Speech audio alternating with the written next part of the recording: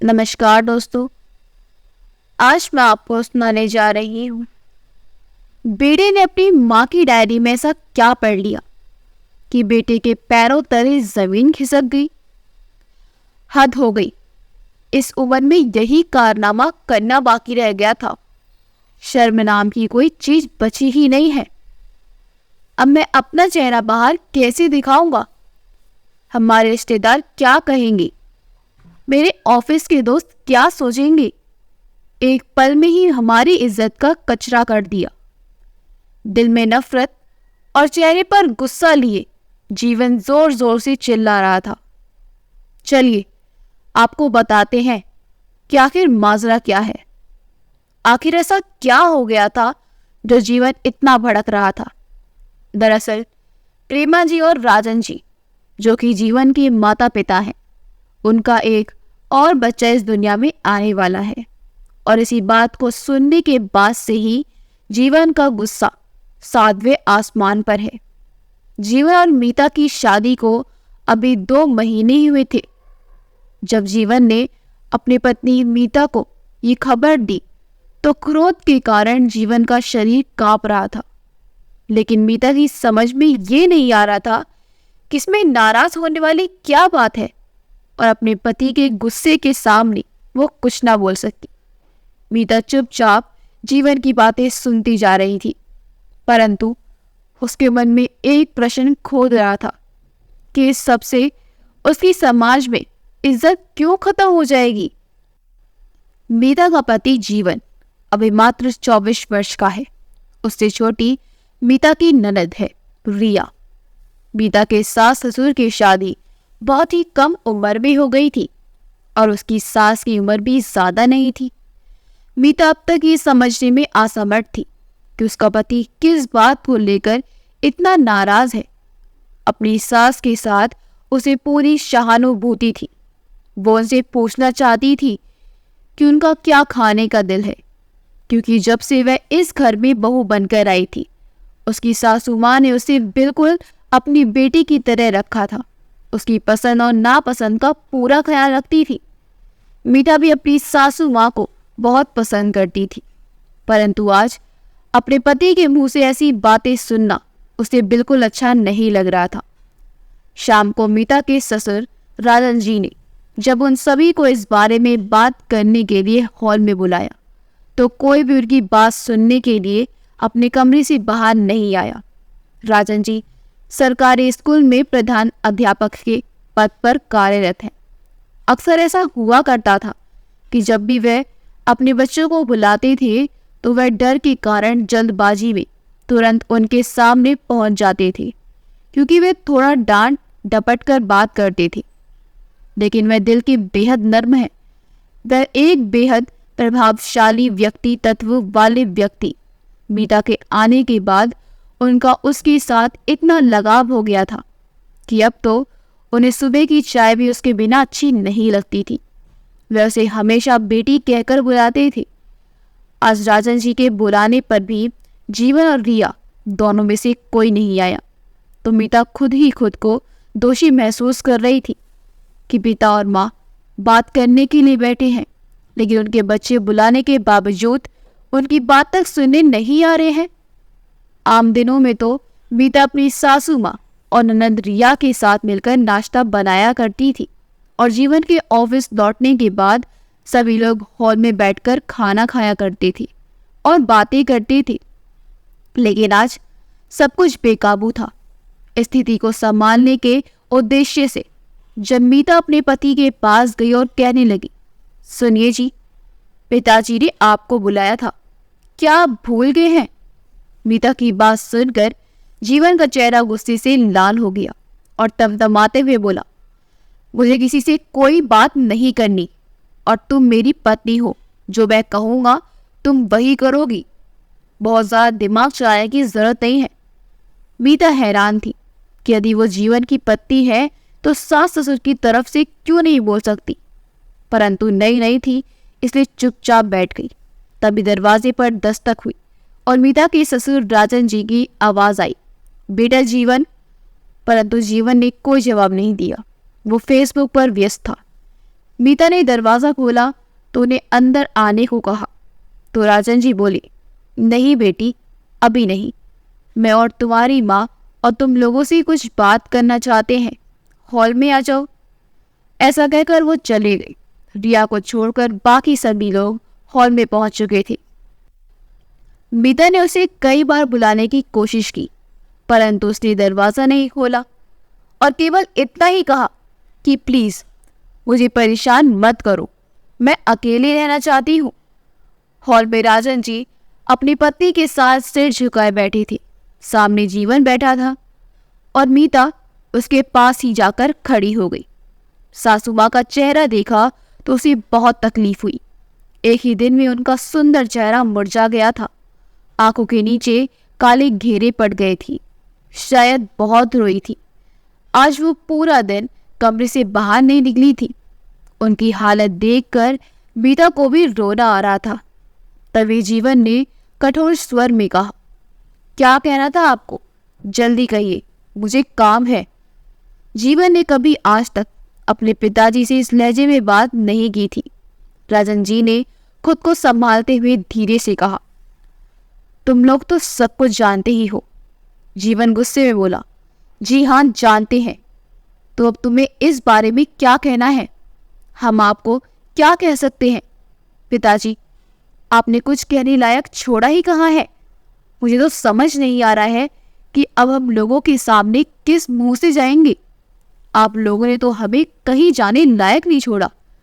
अपने पति की बात सुनकर मीता कभी उसकी ओर देखती तो कभी अपने सास ससुर की ओर, मानो उसे अपने कानों पर विश्वास नहीं हो रहा था।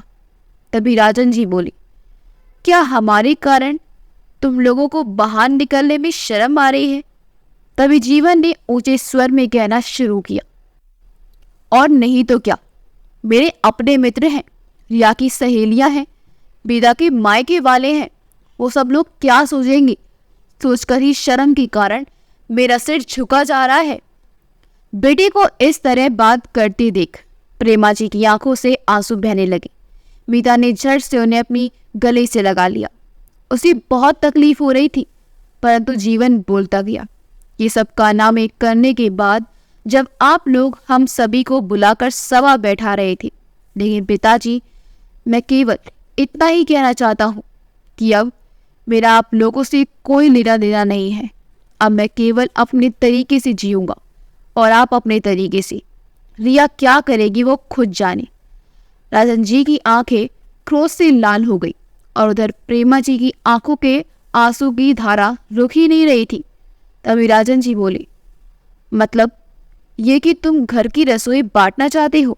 जीवन सोफे से उठ खड़ा हुआ और बोला, मुझे इन औरतों वाली बातों में कोई दिलचस्पी नहीं है, परंतु मैं आपके साथ अब कोई रिश्ता नहीं रखना चाहता, ना ही आपके साथ रहना चाहता हूँ। तभी राजन जी अपने आंसू पोंछते हुए बोली, तो ठीक है, यदि तुम हमारे साथ नहीं रहना चाहती तो मैं और तुम्हारी माँ अपने गांव वाले मकान में चले जाते हैं। जी नहीं, इतना एहसान करने की कोई जरूरत नहीं है, पहले यह बहुत जग हंसाई करा चुके हैं। ऐसा कहकर जीवन अपने कमरे में वापस चला गया। इधर हॉल में बैठे दोनों माता पिता अपने बच्चे को व्यवहार देखते हुए अपराध बोझ से ग्रस्त होते जा रहे थे। इसके बाद कई दिन बीत गए, परंतु घर में अब पहले जैसी रौनक नहीं थी। जीवन और रिया दोनों भाई बहन अपने माता पिता से बात तक नहीं करती थी, केवल अपने कमरे तक ही सीमित रहती थी। यदि किसी कारण से उनका आमना सामना हो भी जाता तो वह दोनों अपने माता पिता को ही गुस्से और नफरत भरी निगाह से देखती थी। ऐसी स्थिति में यदि कोई उनकी हालत को समझ पा रहा था तो वो केवल उनकी बहू मीता ही थी, जो उनका ख्याल रखने की पूरी कोशिश करती, उनके साथ हालचाल बांटती, अपने सास के बालों में तेल लगा देती। परंतु मीता ने महसूस किया कि अब उसकी सासू माँ पहले जैसी चुस्त नहीं रही थी। मीता और राजन जी उन्हें खुश करने की कोशिश करते हैं, परंतु ज्यादा सफल नहीं हो पाते। जीवन को ये कतई पसंद नहीं था कि मीता उसके माता पिता के लिए कुछ करे, इसलिए उसके रहते हुए वो चाहकर भी उनके पास नहीं जा सकती थी। समय बीतते बीतते 7 महीने हो चुके थे। एक दिन अचानक प्रेमा जी की तबीयत बिगड़ने लगी। पैरों में सूजन आ गई थी, कुछ खा भी नहीं पा रही थी। उल्टियां होने के कारण शरीर इतना कमजोर हो गया कि चल फिर नहीं सकती थी। राजन जी को अपनी पत्नी की बहुत चिंता थी, इसलिए वे बिना थके उनकी सेवा में लगी रहती थी। कभी अपनी पत्नी के पैर दबाते, कभी उन्हें अपने हाथों से खिलाते। उल्टी भी हो जाती तो भी साफ कर देते। अपनी पत्नी के प्रति प्यार देखकर मीता आश्चर्यचकित सी रह गई। परंतु इतना सब कुछ होने के बावजूद जीवन और उसकी बहन रिया का दिल बिल्कुल ना पसीजा। एक दिन मीता के पास उसकी माँ का फोन आया और बोली कि कुछ दिनों के लिए दामाद जी के साथ हमारे यहाँ रहने के लिए आ जाओ। मीता ने बड़ी हैरानी से कहा, ये क्या कह रही हो माँ? अपनी सासू माँ को ऐसी हालत में छोड़कर मैं कैसे आ सकती हूँ? मीता, तुम्हारा दिमाग तो खराब नहीं हो गया? अब तुम अपनी सास की सेवा करोगी और उसके बाद उनका बच्चा भी पालोगी। तुम्हारा अपना भी तो परिवार है, उसके बारे में तो कुछ सोचो। परंतु माँ, तुमने ही तो समझाया था कि मेरा ससुराल ही अब मेरा परिवार है, तो फिर आज ऐसी बातें क्यों कर रही हो? मुझे केवल इतना मालूम है कि आज मेरी सास को मेरी जरूरत है, तो मैं उनके साथ खड़ी रहूंगी। इतना कहकर मीता ने अपनी माँ की कोई और बात सुने बिना फोन रख दिया। अक्सर आस पड़ोस वाले उन लोगों का हंसी मजाक बनाया करते थे। एक दिन बगल वाली आंटी ने मीता को देखते हुए कहा, एक बात तो बताओ बहू, क्या तुम्हारी सास का पाँव भारी है? तभी मीता ने अपने आप को शांत करते हुए कहा, सही सुना है आपने आंटी, लेकिन इस उम्र में ये सब कारनामे। कहते हुए आंटी हंसने लगी तो मीता ने उनकी ओर देखते हुए मुस्कुराते हुए कहा, एक बात बताइए, इस उम्र में पति का प्यार कितनी पत्नियों को मिलता है? फिर मेरे सासू माँ तो इस मामले में बड़ी भाग्यशाली हुई। ऐसा कहते हुए मीता जाने लगी तो पीछे से आवाज आई, लगता है सासू माँ के प्यार का रंग कुछ ज्यादा ही चढ़ गया है तुम पर। तभी उनके पास खड़ी एक औरत ने भी कहा, ये दिन देखने बाकी रह गए थे। मीता को उनकी बातें सुनकर गुस्सा आया, परंतु किसी बात का जवाब ना देते हुए घर लौटना ही बेहतर समझा। आज बहुत तेज बरसात हो रही थी। मीता ने सोचा कि इस बरसात में गर्मा गर्म छोले पूरी सबको अच्छे लगेंगे, खास तौर पर उसकी सासू माँ और उसके पति जीवन के वो फेवरेट थे। आज मीता ठान चुकी थी कि वो परिवार के सभी सदस्यों को एक साथ खाने की मेज पर बैठाकर खाना परोसेगी। आज जीवन और रिया को भी सख्ती दिखाकर उन्हें उनके माता पिता के पास बिठाएगी। अभी ये सब सोचकर थोड़ी मुस्कुराहट उसके चेहरे पर आई ही थी कि अचानक राजा जी रसोई घर में आए और बोले, बेटी हमारे कमरे में आना, तो लगता है तुम्हारी माँ की तबीयत ठीक नहीं है। माँ को क्या हुआ पिताजी? कहते हुए मीता डरी सहमी उनके कमरे की ओर दौड़ी। देखा तो उसकी सासू माँ बिस्तर पर पड़ी हुई दर्द से करहा रही थी और जोर जोर से भगवान का नाम लेती जा रही थी। वो पसीने से भीग चुकी थी। डर के मारे मीता के हाथ पैर कांपने लगे। उसे समझ नहीं आ रहा था कि क्या करे, क्योंकि इस मामले में उसे कोई अनुभव नहीं था। दौड़कर सासू माँ का हाथ पकड़ा और बोली, क्या बहुत तकलीफ हो रही है माँ? हम आपको कुछ नहीं होने देंगे, हम सभी आपको अस्पताल लेकर चलते हैं। आप बस भगवान को याद करो। बेटा अभी के अभी जीवन को फोन करो, वो ऑफिस की गाड़ी से जल्दी आ जाएगा। राजन जी ने मीता से कहा तो मीता ने तुरंत मोबाइल उठाकर जीवन को फोन लगाया। बेल जाती रही परंतु जीवन ने फोन नहीं उठाया। न जाने कितनी बार उसने फोन लगाया, लेकिन दूसरी ओर से कोई जवाब नहीं मिल रहा था। घबराकर मीता ने रिया के कमरे का दरवाजा खटखटाया। रिया जल्दी आओ, माँ की हालत बिगड़ रही है। ये बात सुनकर रिया बहुत डर गई और पूछा, क्या हुआ भाभी? परंतु मीता हड़बड़ाहट में कुछ बोल ही नहीं पा रही थी। बस इतना ही कह पाई कि माँ की तबीयत खराब है, तुम्हारे भैया को फोन किया तो उठा नहीं रहे हैं। ये सुनते ही रिया अपनी माँ के कमरे की ओर दौड़ी। देखा तो पिताजी उनके पैरों के तलवे की मालिश कर रहे थे और मीता को देखते ही बोले, जीवन ने क्या कहा बेटी, वो आ रहा है क्या? नहीं पिताजी, वो फोन नहीं उठा रहे हैं। तभी राजन जी बिना कुछ कहे जल्दी से अपना कुर्ता पहनकर बाहर निकल रहे थे। कहाँ जा रहे हैं पिताजी? मीता ने पूछा तो वह बोली, ऑटो रिक्शा ढूंढने जाता हूँ, तुम यही अपनी माँ का ख्याल रखो। लेकिन पिताजी बाहर तो तेज बारिश है। पर बेटी, मेरे पास कोई और चारा नहीं है। ऐसा कहते हुए उन्होंने अपनी भीगी आंखें पोंछी और तेजी से बाहर निकल गए। इधर मीता और रिया माँ का ख्याल रखने लगी। मीता ने देखा कि उसकी सासू माँ जोर जोर से कांप रही थी। तभी पास में बैठी रिया रोने लगी। मीता ने उसके सिर पर प्यार भरा हाथ रखा तो उसने उसे तुरंत गले से लगा लिया और फूट फूट कर रोने लगी। भाभी, मैंने अपनी माँ के साथ बहुत गलत व्यवहार किया, परंतु आज मुझे उनकी ये हालत देखकर खुद से ही घृणा हो रही है। माँ की इस हालत की जिम्मेदार केवल मैं ही हूँ भाभी। क्या वो हमें माफ कर देगी? बताओ ना, वो पहले की तरह स्वस्थ तो हो जाएगी ना? तभी मीता बोली, भगवान सब ठीक करेंगे, तुम केवल उनसे प्रार्थना करो कि वो माँ को जल्दी स्वस्थ कर दे। इस समय प्रेमा जी ने रिया को अपने पास बुलाया। रिया एक छोटे बच्चे की तरह उनके पास अपना सिर रखकर रोने लगी। प्रेमा जी ने इस हालत में भी उसके सिर पर हाथ रखकर थपथपाया। इधर मीता अपने पति को फिर से फोन करने लगी, परंतु फोन स्विच ऑफ आ रहा था। तभी मीता को ध्यान आया कि उसका मायका उसके ससुराल से ज्यादा दूर नहीं था। उसने तुरंत अपने मायके में फोन किया। माँ, भैया कहाँ है? मेरी सासू माँ की हालत बहुत खराब है। आप भैया को उनकी कार के साथ तुरंत भेज दो। माँ को अस्पताल लेकर जाना है। ये बात सुनकर उसकी माँ भी कुछ बेचैन हो गई। फिर कहा, लेकिन तुम्हारा भाई तो आज सुबह ही अपनी कार से शहर से बाहर गया है।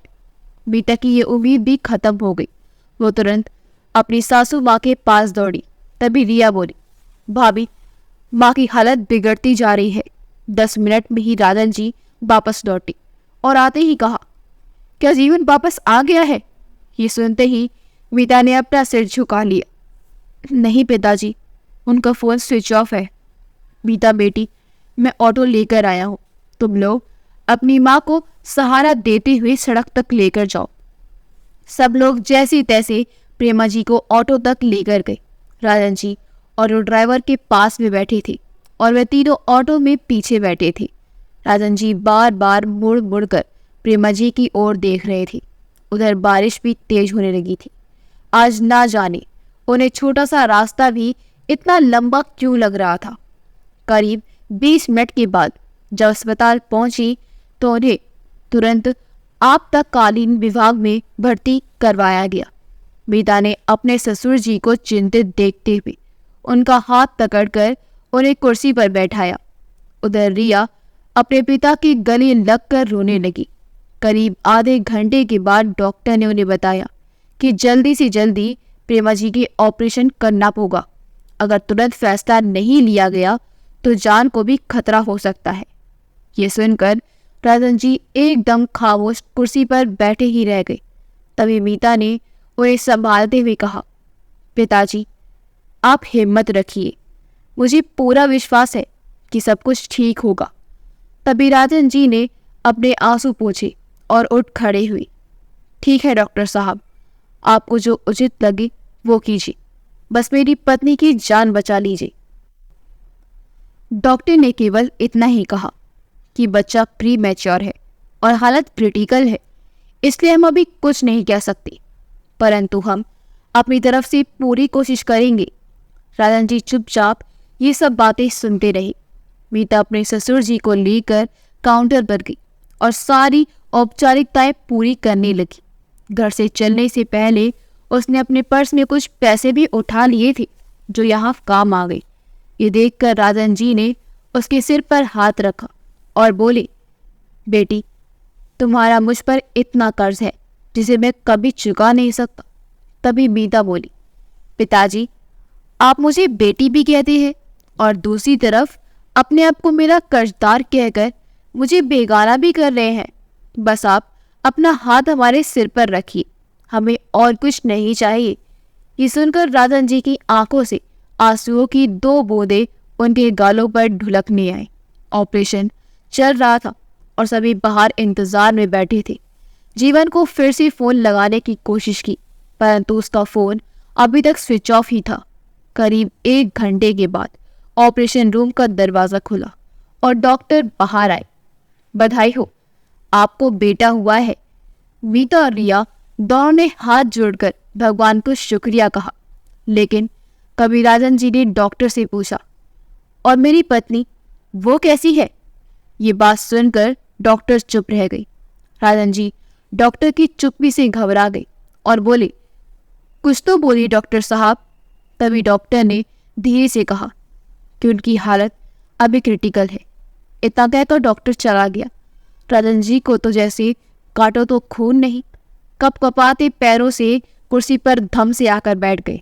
कुछ देर बाद नवजात बच्चे के रोने की आवाज़ सुनकर मीता उठ खड़ी हुई।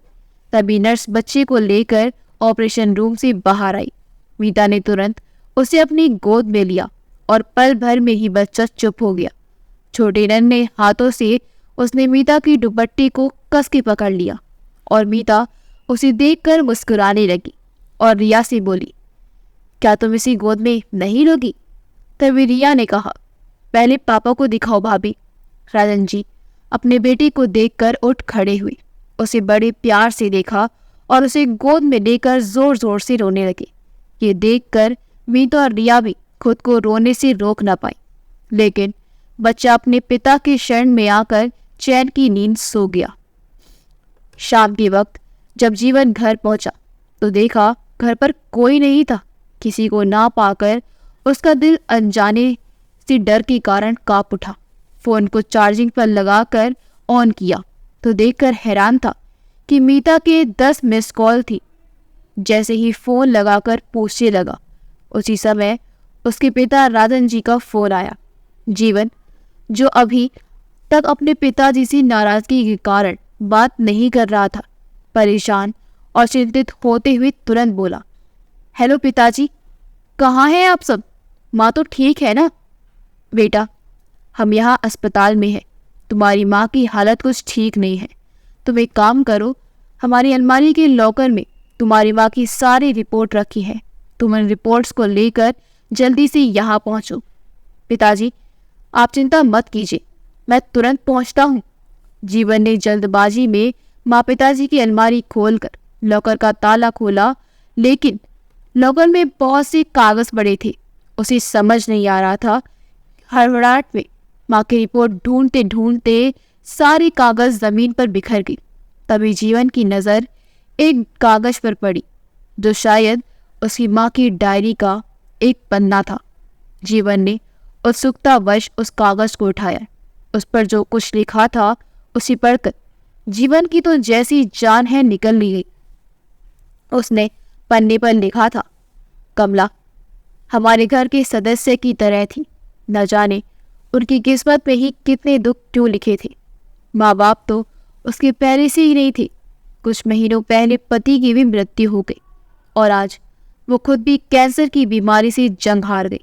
लेकिन जाने से पहले अपने 3 महीने से बेटे को हमारी गोद में डालकर चली गई। कैसे भूल सकती हूँ उसके वो आखिरी शब्द, मालकिन आज तक आपने मुझ पर बड़े एहसान किए हैं, आज बस एक और एहसान कर दीजिए। मुझ पर अपना बच्चा जीवन में आपके हवाले किए जा रही हूँ, इसका ख्याल रखना। भगवान आपका भला करे। पहले भी उसे वचन दिया था कि हम उसके बच्चे को अपना बच्चा समझकर पालेंगे और उसे ये तक पता नहीं लगने देंगे कि हम उसके माँ बाप नहीं हैं। उस कागज को पढ़कर जीवन पसीने से तरबतर हो गया और थम से जमीन पर बैठ गया। जिन माँ बाप को आज तक मैं इतनी बातें सुनाता आया था, दरअसल वो दोनों तो मेरे माँ बाप थे ही नहीं। फिर भी उन्होंने इस बात का एहसास तक नहीं होने दिया। मुझे ये सोच सोचकर जीवन की जैसी जान ही निकलती जा रही थी। लेकिन फिर उसे अचानक माँ की हालत और स्थिति की गंभीरता का अंदाजा हुआ तो खुद को संभालते हुए जल्दी से रिपोर्ट ढूंढकर अस्पताल के लिए निकला। जैसे ही वो अस्पताल पहुंचा तो देखा कि सभी डॉक्टर्स की टीम उसकी माँ का इलाज करने में जुटी हुई थी।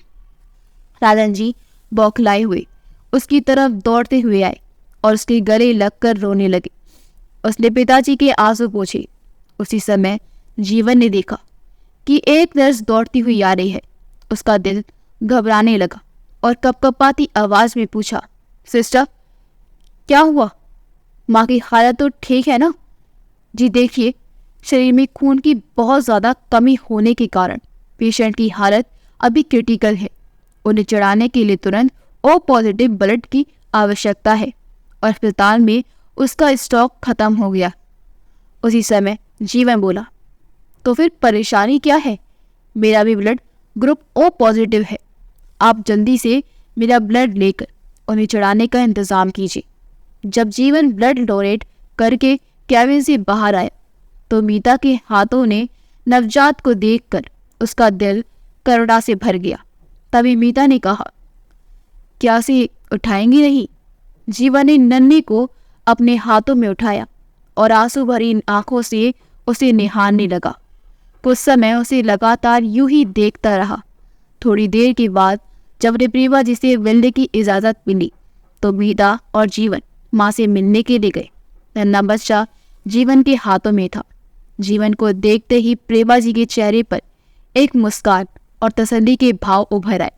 लेकिन जीवन अपनी माँ को देखते ही फूट फूट कर रो पड़ा और आत्मग्लानि भरे स्वर में बोला,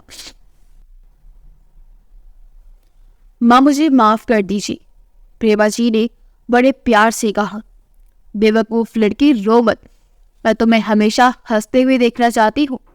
फिर इशारे से जीवन और मीता को अपने पास बुलाया और उनके सिर पर हाथ रखकर आशीर्वाद दिया। फिर मुन्नी को चुम्मा और जीवन से बोली, मेरी वजह से तुमने अपना सम्मान खोया है। तुम्हारा गुस्सा मुझ पर है, लेकिन ये मासूम बच्चा तुम्हारा अपना ही है। इसकी कभी उपेक्षा मत करना। मैं इसे तुम्हारे पास छोड़े जा रही हूँ, इसका ध्यान रखना। लापरवाही मत करना, नहीं तो मुझे शांति नहीं मिलेगी। माँ की ये बात सुनकर जीवन का सीना कांप उठा। माँ ये क्या कह रही हैं आप? हमें छोड़कर कहाँ जाएंगी? माँ इस बच्ची का मैं अपनी जान से भी ज्यादा ख्याल रखूंगा। आप चिंता मत कीजिए। अब ये आपका नहीं मेरा बेटा है, लेकिन आप हमें छोड़कर जाने की बात नहीं करेंगी, समझी आप? उधर बाहर कुर्सी पर बैठे राजन जी स्वयं को लाचार महसूस कर रहे थे और रिया उन्हें सहारा दे रही थी कि तभी जीवन पागलों की तरह कैबिन से दौड़ता हुआ बाहर की ओर भागा। राजन जी ने उसे पीछे से पुकारा, लेकिन उसने नहीं सुना। कुछ ही पलों में वो एक डॉक्टर के साथ लौटा। सभी उसके पीछे पीछे गए। डॉक्टर ने प्रेमा जी को चेक किया और एक गहरी सांस लेते हुए कहा कि प्रेमा जी अब इस दुनिया में नहीं रही। जीवन अपनी माँ के पास फर्श पर घुटनों पर बैठ गया। अपनी माँ के दोनों पैरों के हाथों से पकड़कर चूमने लगा और चिल्लाया, मुझे माफ कर दो माँ, मैं तुम्हें फिर कभी दुख नहीं पहुंचाऊंगा। तुम इस तरह हमें छोड़कर मत जाओ माँ। दोस्तों, कितनी अजीब बात है ना, जब कोई हमसे प्यार करता है तो हम उसके प्यार को समझ नहीं पाते, उसकी उपेक्षा करते हैं। लेकिन जब वही शख्स हमसे दूर चला जाता है तब हम उसके प्यार की गहराई को समझ पाते हैं। अंत में प्रेमा जी मौत से ज़रूर हार गई, लेकिन उनका प्यार जीत गया। अगर आपको हमारी कहानी अच्छी लगी हो तो हमारी वीडियो को लाइक करें, शेयर करें और हमारे चैनल योगी वॉइस को सब्सक्राइब कर दें। मिलते हैं अगली वीडियो में। आपका बहुत बहुत धन्यवाद।